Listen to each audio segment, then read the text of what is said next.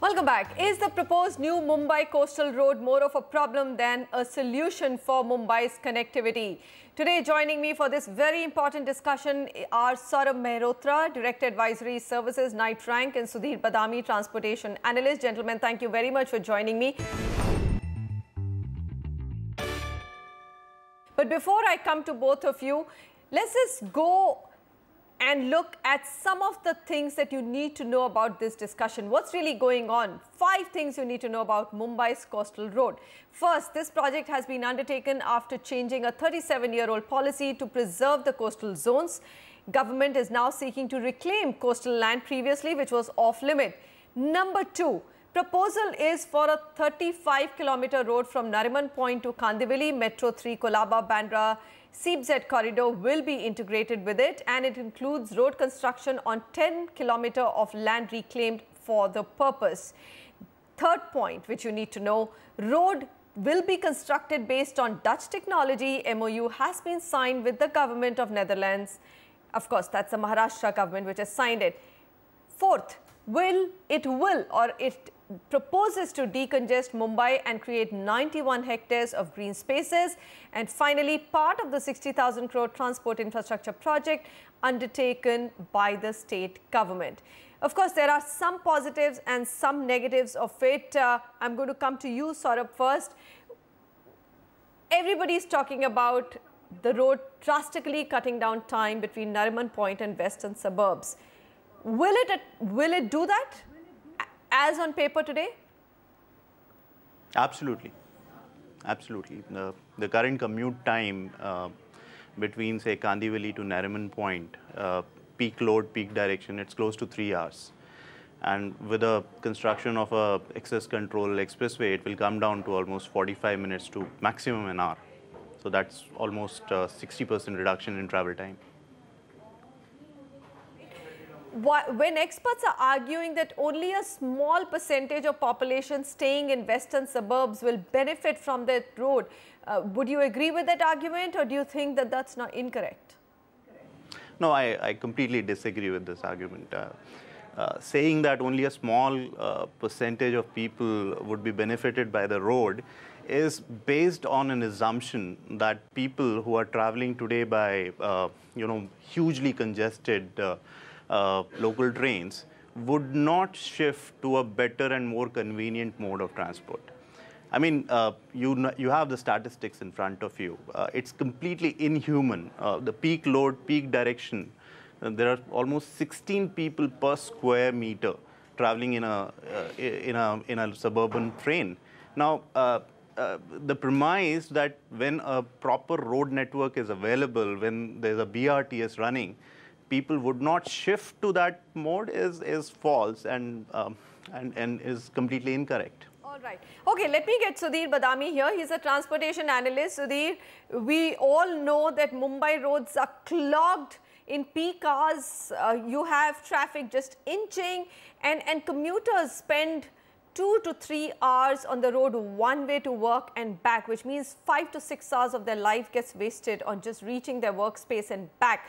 So you need to upgrade Mumbai's infrastructure, transportation systems.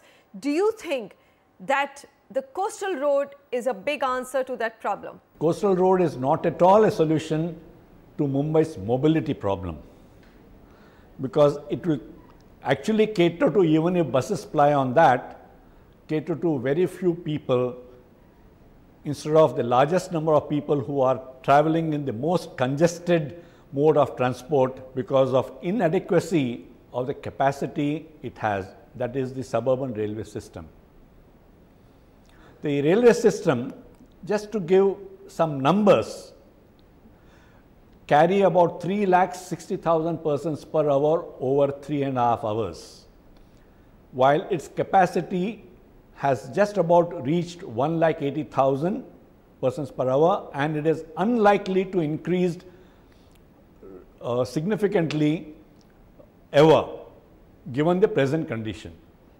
Metro rail, which has been conceived, will give only 72,000 persons per hour, but metro rail will not provide any of this capacity in next 50 years is my estimate. People think I'm a little crazy, but I think that is my realistic estimate. Why not cars? I mean, right now, if you can have a better transportation or more roads and decongest cars, why not? Car is a luxury, no doubt, because it gives you the luxury of working while you're traveling.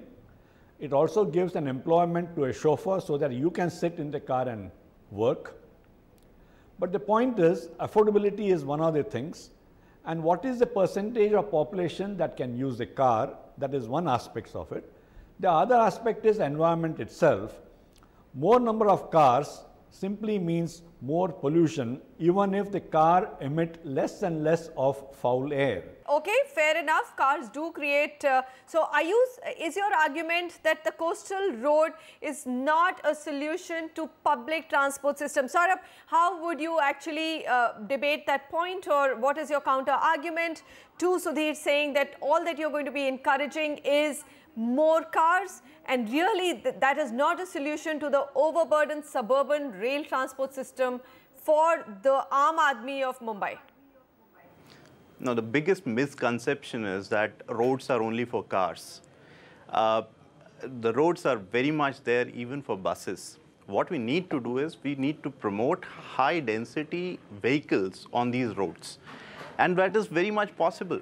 Where else is the land available for creating the infrastructure which can be used by buses? I mean, you're talking about creating BRTS. Where is the land? Where is the availability of even a 1 kilometer stretch of land for creating a greenfield infrastructure? Now, the misconception of roads only being used by cars is something which is absolutely incorrect. What about the ecology argument, Saurabh? Is it very, very negative for the environment? And that's the thing that I worry about quite a bit, that it is going to destroy mangrove groves, which actually prevent flooding of the area. Can I answer that question, if you don't mind? Go ahead, sir. So, okay. Mr. Badami, why don't you take this? No. When you create this coastal road, ecologically, I think it will be a little damaging, but as life is, things change over a period of time, maybe 10 years, things will improve ecologically. It will balance up again. What advantage we get out of the coastal road is adequate public spaces if they are not monopolized by only the rich and the people who live very close to the coastal road. That means public transport is made accessible to people who are living in the interior of the Mumbai suburbs, especially where the width of the suburbs is as much as, I think, about 15 kilometers. Then I think that advantage you tend to get. Marine Drive is used by many people, mainly because the railway line is going by Churchgate to Churni Road is all along Marine Drive. Look at the number of people who use. How many people use the Hornby Vellard or Haji Ali areas? Haji Ali is accessible by BST. And all Baikala people come over here. How many people go to the Victoria Gardens or Jijamata Udyan, that open space, because people live there? So we have to provide adequate, but it's not what we have in Mumbai is very little, and so the open public space and accessibility to it is very important. And therefore, I am not very much against the coastal road from that perspective, but priority is priority.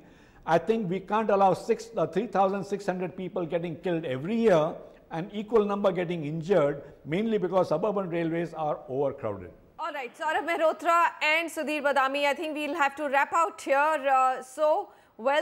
You absolutely need to create a road transportation network in the high density current areas. However, how do you really build there? Where is the space? So both arguments stay. As of now, the proposal is open for public to actually respond to it. And it's pretty much Mumbaikas are split in between in terms of whether Mumbai needs a coastal road or not.